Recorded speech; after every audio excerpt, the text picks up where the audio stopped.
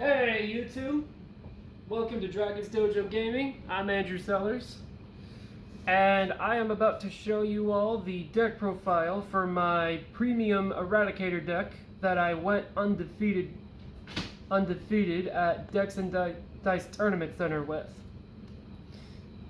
Now before I show off the deck profile, first of all, as you can see, I'm showing off 2 Kyurem cards, one for black Kyurem and one for white Kyurem, and a card for Claire, the gym leader of Blackthorn City from the Johto region.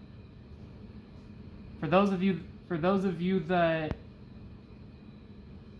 don't know, Kyurem is my favorite Pokemon, and Claire, who looks absolutely beautiful by the way, is my favorite Pokemon character. Feel free to call me a simp in the comments. Second, I just want to give a big shout out to Mona, Mona and Chad, the 2 owners of the place, for being awesome people and for always doing everything they can to keep the customers comfortable. And I also want to let you 2 know that the space for your new store is amazing. And I think your shop is one of the best shops in the world. And I also want to give a big shout out to a good friend of mine named Andrew Kondrick for topping with his premium Eradicator deck back at that premium Kingslayer event from August, I think it was. It was either August or September. But anyways, big shout out to Andrew Kondrick. And now I'm ready to get on with showing off the deck profile. To start off, V-Series starter. You can choose any V-Series starter you want, but I'm choosing him just because I can. Well, because he's an Eradicator unit. So now, I'm about to begin with the Grade Zeros as I always do. Oh, apologies about these.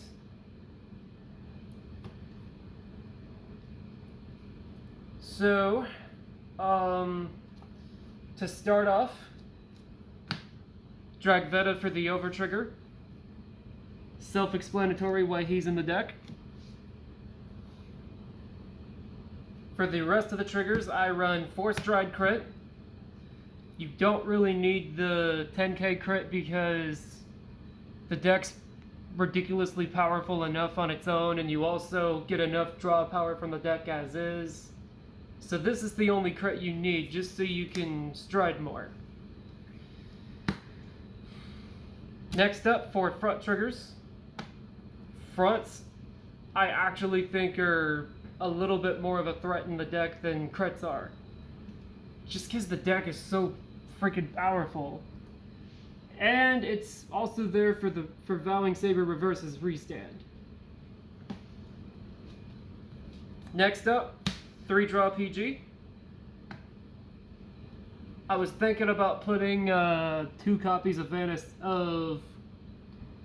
the Thunderstrike PG Anastasia in the deck, but then I thought, nah, gold's good enough.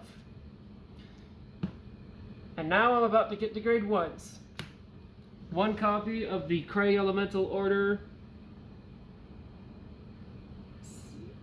Elemental Sanctitude.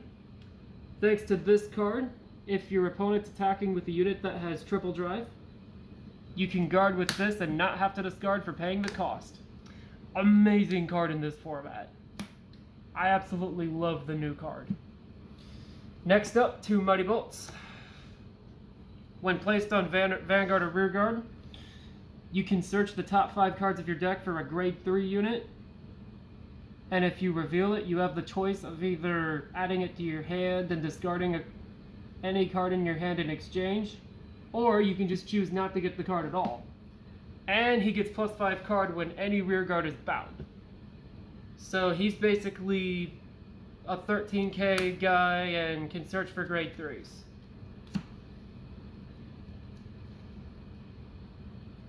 4 Demolition Dragon. He's also busted because because if he were to land a hit or boost a unit that would also land a hit, you can draw a card, and if your opponent has any cards in their drop zone, you can send Demolition Dragon to the soul, choose an opponent's card from your drop zone and bind it. The nice thing about this guy is that if you manage to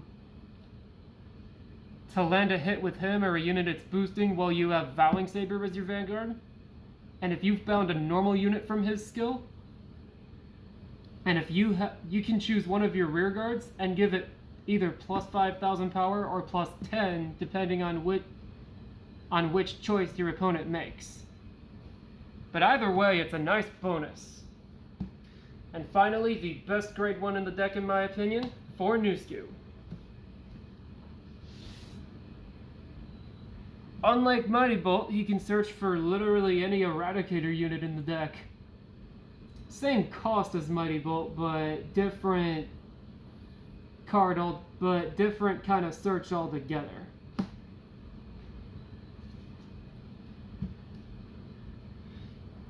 Now on to grade 2s. 3 Suhail. When he's placed on rear guard, you discard a card from your hand first, then you choose an opponent's rear guard and bind it, and regardless of whether your opponent has rear guards for them to bind or not, you get to draw a card after discarding one. And if he's on an Excel circle, he gets an additional plus 5k. So he's basically there as a 19k beater. He helps you draw cards, and he also helps you, and he also binds, and he's also a bind extender.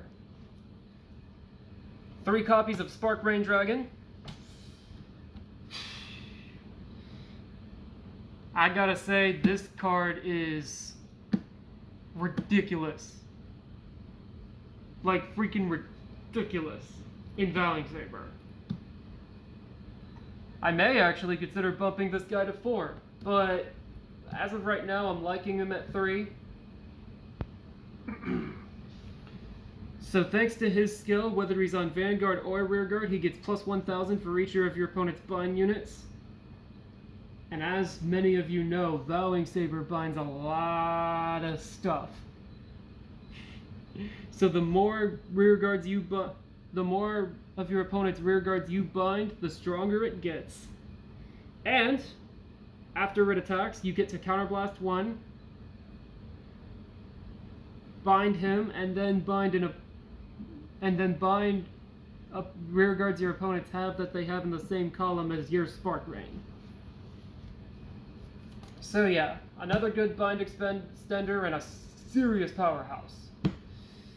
Next up, for Zuitan. He's just like Suhail and Spark Race, he's a draw extender. And he gets plus 5,000 each time you bind an opponent's rear guard.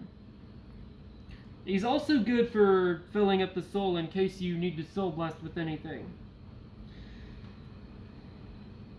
Only downside to this card is that he only really does anything on rear guard.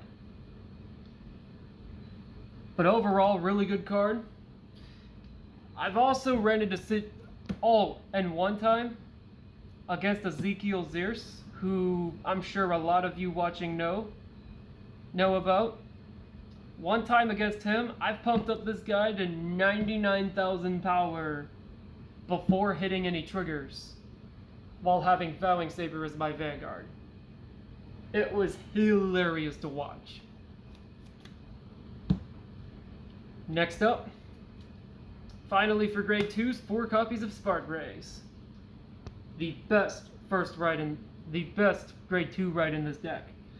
When he's placed on rear guard, you check the top 5 for any Eradicator unit and add it to your hand, and after you add it, you discard it.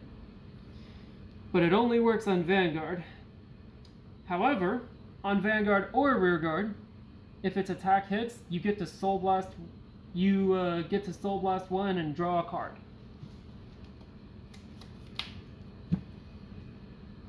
And now for grade 3s. 4 copies of the king of the deck himself. Vowing Saber Reverse.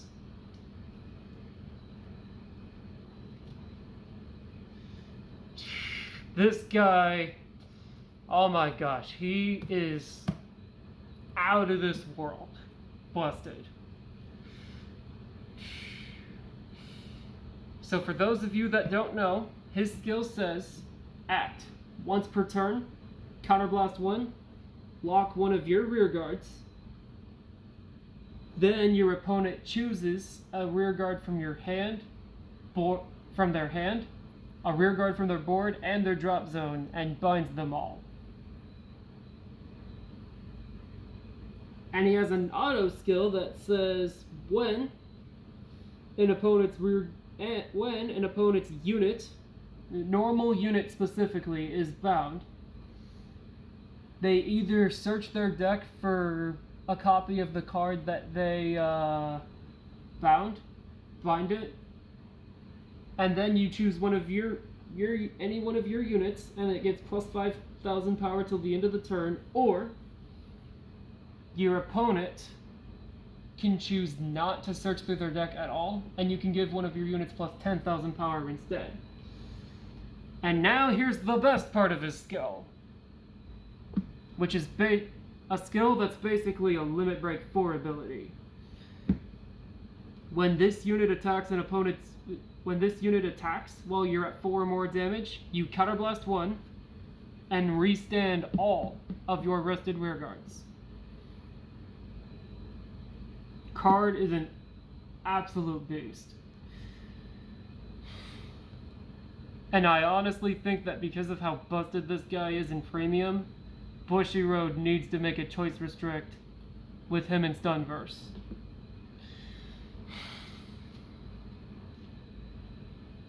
Plus, I think that if Bushiroad does that, the deck won't be a top tier threat. It won't be like ridiculous like it is now, but it would definitely be, but it would still be a really good deck. Now, 4 copies of Descendant. There will be situations to where you'll have to call him instead of write him, but when you do get to write him, he mimics all of the skills of any Eradicator unit it rides on top of, and it has another skill that gets to be an axe skill on both Vanguard and Rearguard that says Soul Blast 1. Choose one of your opponent's rear guards and bind them, then they choose one of their other rear guards from the back row and move it to the front. He's good for helping get rear guards off the board, and if you've ridden him on top of Vowing Saber, you can also give your rear guards more fuel power from doing that. And his final skill says, if its attack doesn't hit, you counterblast 1, discard a unit from your hand, and then restand him and give him -1 drive check. The funny thing about the combo of him and Vowing Saber is that if you use him to attack, if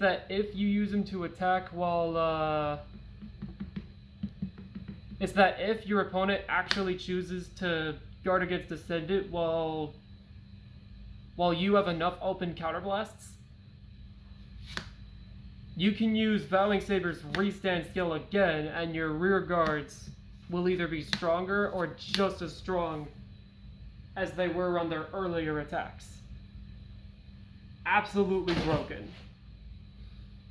A buddy of mine named Nick thinks that Descendant and Vowing Saber need to get choice restricted, but I don't think that would be necessary.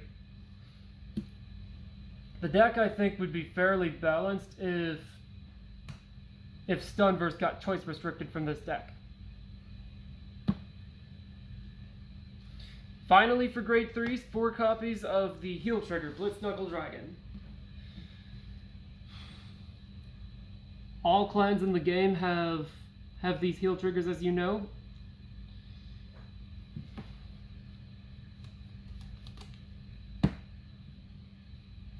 And now for the G-Zone. First up, four copies of the best grade 4 in the deck. 2 Stunverse Dragon. I may consider bumping him to 3 just because Stunverse is so good, but I think as of right now, based on my playtesting and tournament play with it, I think it's really good at 2. 2 and 3 are good numbers for the deck. 4, I think will make you deck out faster, and 1 is just too slow.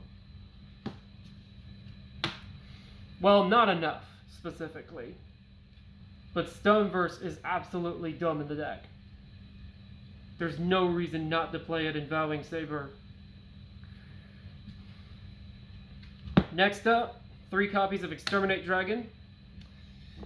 So he says, when it's stridden, you counterblast 1, and then draw 1 card for every one of your opponent's open front row rearguard circles. It's especially nice to use against Excel matchups. And its other skill set... No, actually you Soul Blast 1 to draw cards. Its other skill says you counterblast 1 to give all the units in your front row plus 10k for every one of your opponent's open front row rearguard circles. So he's nice in the deck. I'm actually thinking about taking out a copy of him and putting in another Stunverse, just because this guy's kind of a situational card, whereas Stunverse isn't really that situational. Next up, 4 copies of Voltage and a copy of Vanquisher VMAX. I don't really use Voltage. I don't really stride into Voltage. I just use him as flip fodder for Stunverse. And if my opponent is at 5 damage at the beginning of my ride phase, I will go in VMAX. And if your opponent's at 5 damage at the beginning of your ride phase, you can stride into VMAX. And even if your opponent were to guard all of your attacks, you can use his skill to inflict a damage to your opponent. It also attacks every unit in the opponent's front row, but the damage inflicting skill is the one that really matters. Like, you only want to stride into VMAX if your opponent's at 5 damage.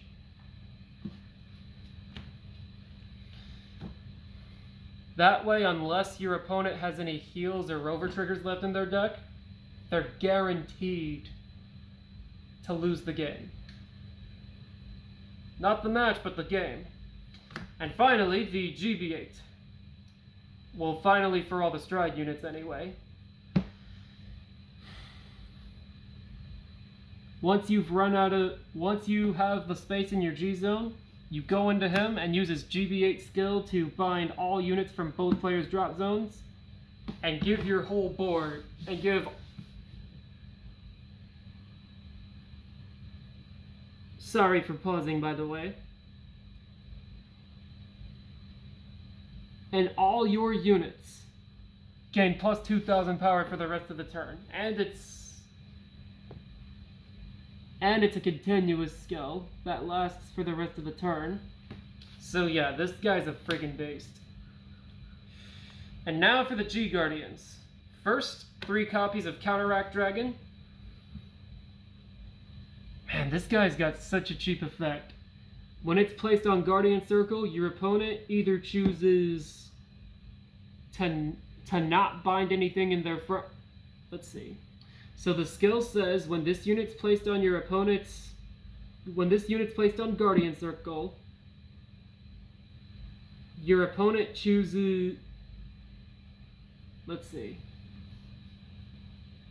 When this unit is put on G-Guardian and your opponent chooses 2 of their front row rear guards and binds them, if they did not bind 2 cards until the end of that battle, this unit gets plus 10,000 shield.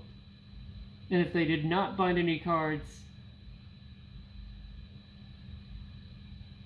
If they didn't bind 2, he gets plus 10, but if they didn't bind any, it gets plus 20. Technically another 10,000, but basically 20. Meaning, your opponent will either choose to bind their rear guards, just bind one and only give them plus 10,000 shield, or just choose not to bind at all and it'll get plus 20k shield. Nice card. Next up to MP Dragon.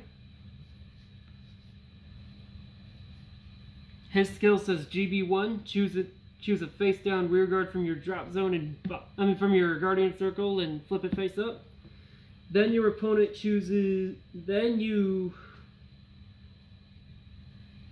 you choose an attacking rear guard that your opponent's swinging with and bind it. And if your opponent has more rear guards than you do, they choose another one of theirs and bind it. It helps you save a lot of cards in your hand at situations where your opponent has huge boards. And finally, to Bulwark Dragon.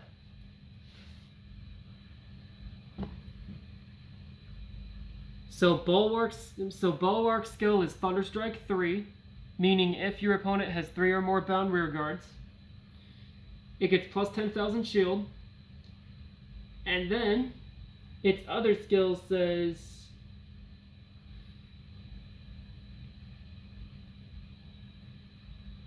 that for every 4 of your opponent's rear guards that are bound, your opponent chooses rear guards and retires them. Not binds, but retires.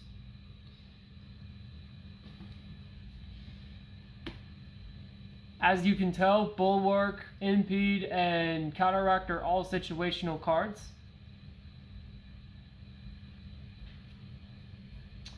And now I'm about to get into combos and explain about them.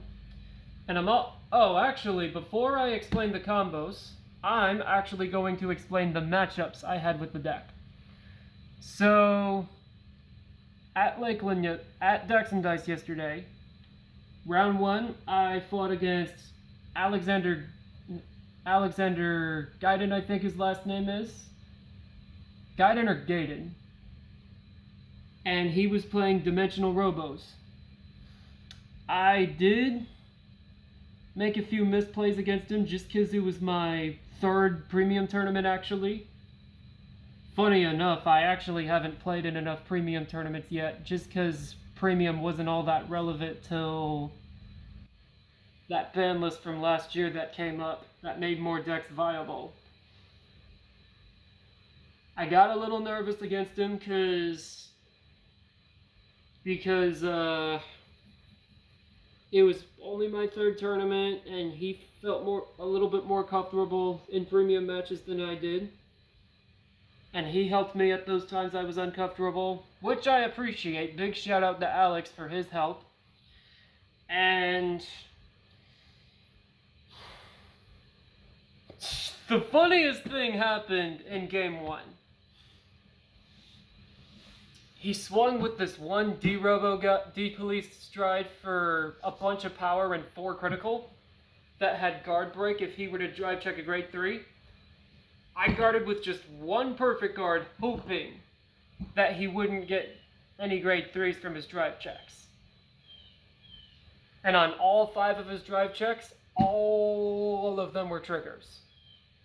The first one was a stand trigger. The next one was a draw, and from his draw trigger, he ended up drawing a grade 3, which kind of screwed him over.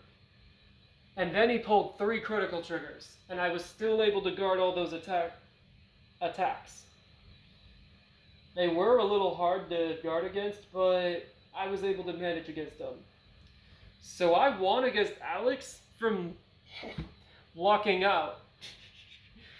As much as I hate to admit it. But it was a fun match. And then round 2, I fought against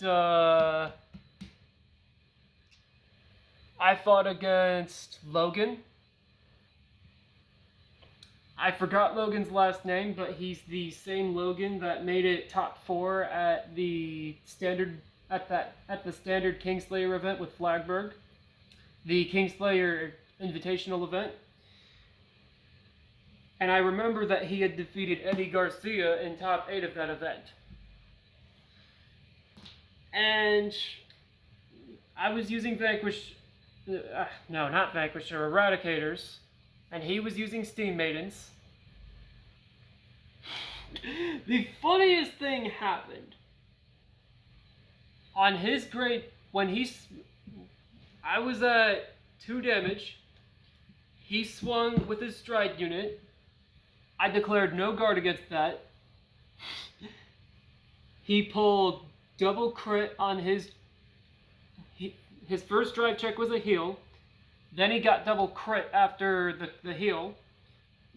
And then my drive checks were were a draw.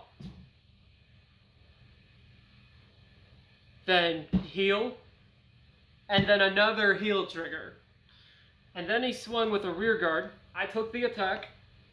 The next card after that was Actually, I'm wrong about the trigger order. The first damage check was... I took the attack while I was at 1 damage, actually, not 2. The first damage was a draw trigger. Second one was a front. And the third one was a heal. Then he swung with another rear guard. I chose to take the attack. And I got another heal trigger.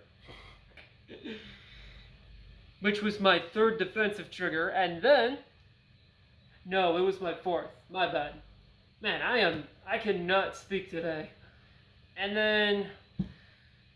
on his next rear guard attack, I took it again and pulled a crit. So I hit 5 defensive triggers all game. It was hilarious.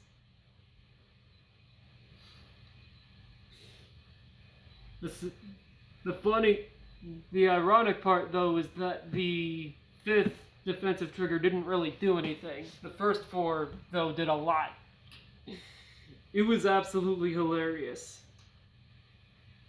And then, I fought against Chaos Breaker in the final round, and defeated them with having all except for 1. I had Vowing Saber as my vanguard with Spark Rain as my rear guard. He had lots of found cards, and the rest of my rear guard and the rest of my board was filled up with locked units. I chose to lock one of my rear guards to bind a card from his hand, and the rest of my rear guards were bound from his lock effects. And Spark Rain was swinging for 87,000 power, while Vowing Saber was at 42 from everything I did. And on my last turn, I bound all the cards in his hand, because I strode into Stunverse and then used his skill to bind lots of cards and draw lots of cards.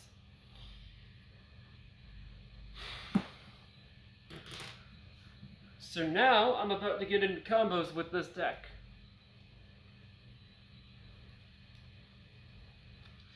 So, one of them is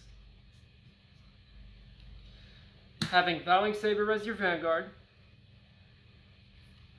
with Spark Rain on your XL1 circle, Zuiton on another circle, Spark Rain on another, and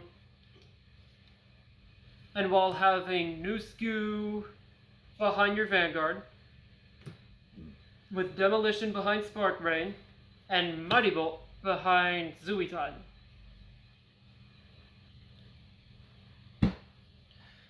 This basically makes it to where you're guaranteed at least 1 draw.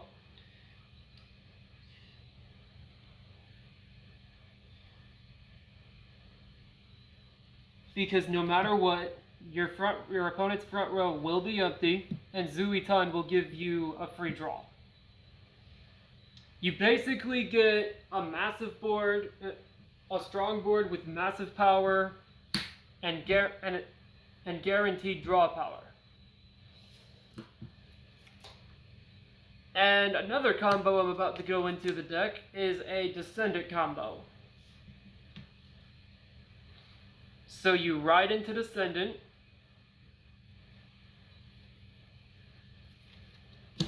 get another Excel Circle, draw your card, then stride into Stunverse.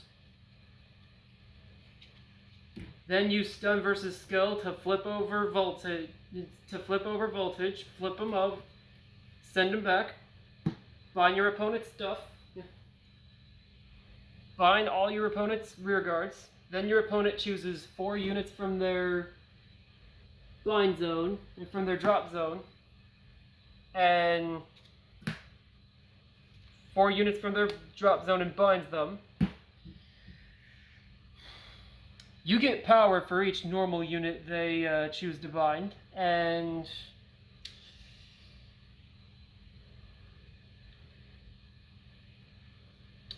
yeah, so basically you bind a lot of their stuff, get lots of draw power, and have a huge powerful board no matter who your rear guards are. And that is it for my Vowing Saber deck profile. This deck is absolutely fun to play, and I much look forward to playing in more premium tournaments with this deck. I apologize if the video was a little long. I will try my best to talk faster, because I do have a bad habit of talking slow, which I know isn't a bad thing in most situations anyway. But I'm going to try my best to talk a little faster so that the video doesn't take too long. Anyways, thank you for watching, everybody. Please like and subscribe for more content. And I hope you all have an awesome day. See you later.